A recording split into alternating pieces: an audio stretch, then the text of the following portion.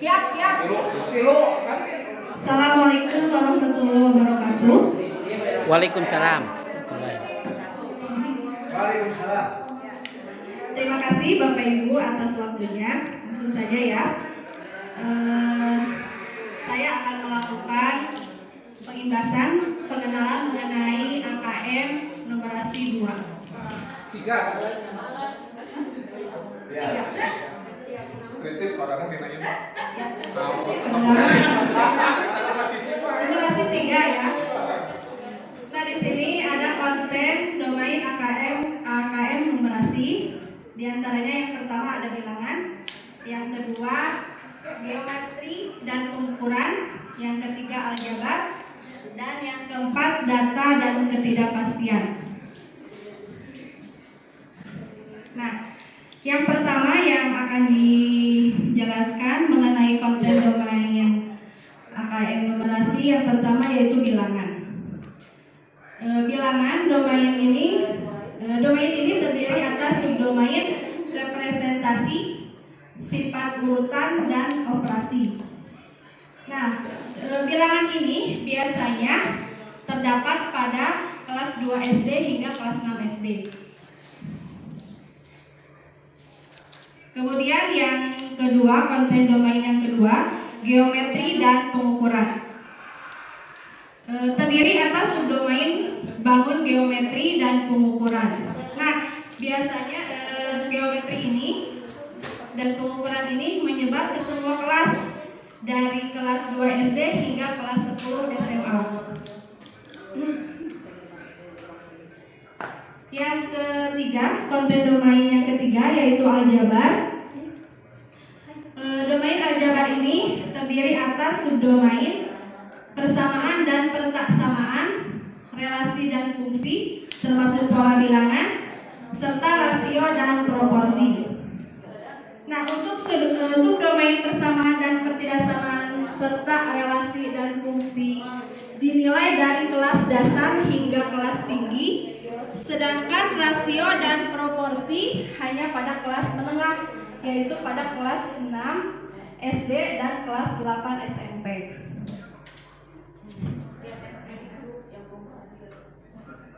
Nah, kemudian selanjutnya ini konten domain yang keempat, data dan ketidakpastian. Penyajian data pada kehidupan sehari-hari seperti yang sudah dijelaskan tadi oleh Pak Dani. Data mengenai teknologi, data perdagangan, data banyak konsumen, makanan, data penggunaan media sosial setiap hari, daftar nilai dalam rapor, dan yang lainnya. Jadi ini masuk kepada penyajian data pada kehidupan sehari-hari. Kemudian data mengenai teknologi, data perdagangan, data banyaknya konsumen makanan, data penggunaan media sosial setiap hari, daftar nilai dalam rapor, dan lain-lain. Jadi ini masuknya kepada konten domain data dan ketidakpastian. Selanjutnya, cakupan kompetensi minimum yang diharapkan untuk setiap domain pada kelas 8. Berarti SMP ya, kelas 8 SMP. Domain yang pertama yaitu bilangan. Subdomainnya yang pertama representasi. Kompetensi yang diharapkan siswa. Jadi siswa itu mampu memahami bilangan bulat, khususnya bilangan bulat negatif. Yang kedua, kompetensi yang diharapkan menyatakan bilangan desimal dengan 2 angka di belakang, koma, dan persentase dalam bentuk pecahan atau sebaliknya. Kompetensi yang ketiga dalam subdomain representasi yaitu siswa diharapkan mampu mengetahui posisi bilangan desimal dengan 2 angka di belakang koma pada garis bilangan, serta posisi bilangan bulat termasuk bilangan bulat negatif.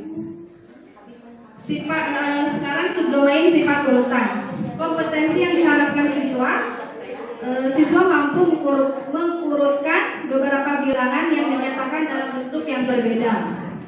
Kemudian subdomain yang operasi.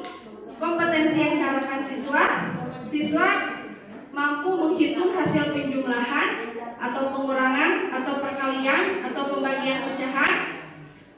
bilangan desimal, termasuk menghitung kuadrat dan kubik dari suatu bilangan desimal dengan satu angka di belakang koma, serta operasi pada bilangan bulat, termasuk bilangan bulat negatif. Nah, itu untuk konten domain bilangan kompetensi yang diharapkan.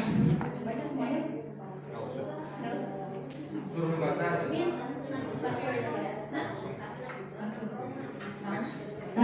Kemudian yang domain yang kedua geometri dan pengukuran.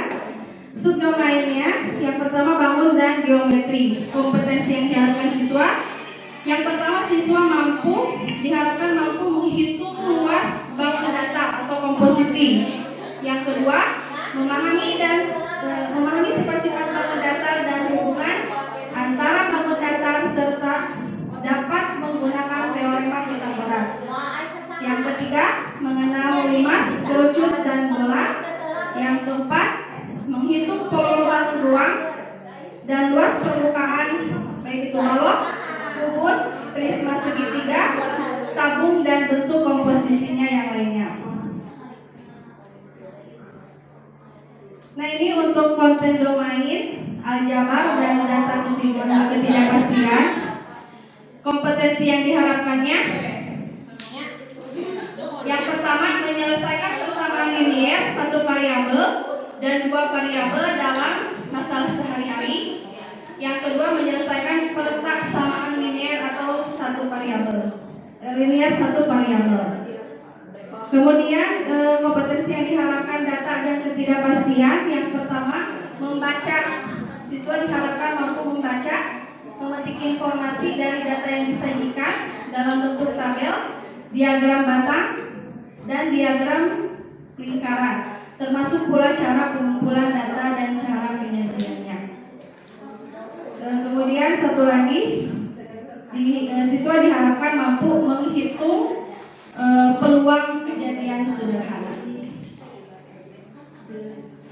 Matematika adalah bahasa plus penalaran. Ini seperti bahasa ditambah logika. Matematika adalah alat untuk bernalar. Cukup ya, Pak? Sekian dan terima kasih. Wassalamualaikum warahmatullahi wabarakatuh.